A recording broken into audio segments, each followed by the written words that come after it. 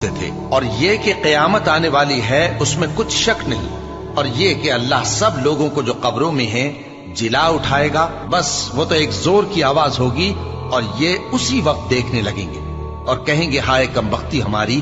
یہی جزا کا دن ہے۔ کہا جائے گا کہ ہاں وہی فیصلے کا دن جس کو تم جھوٹ سمجھتے تھے۔ فرشتوں کو حکم ہوگا جو لوگ ظلم کرتے تھے ان کو اور ان کے ہم جنسوں کو اور جن کو وہ پوجا کرتے تھے سب کو جمع کر لو، یعنی جن کو اللہ کے سوا پوجا کرتے تھے، پھر ان کو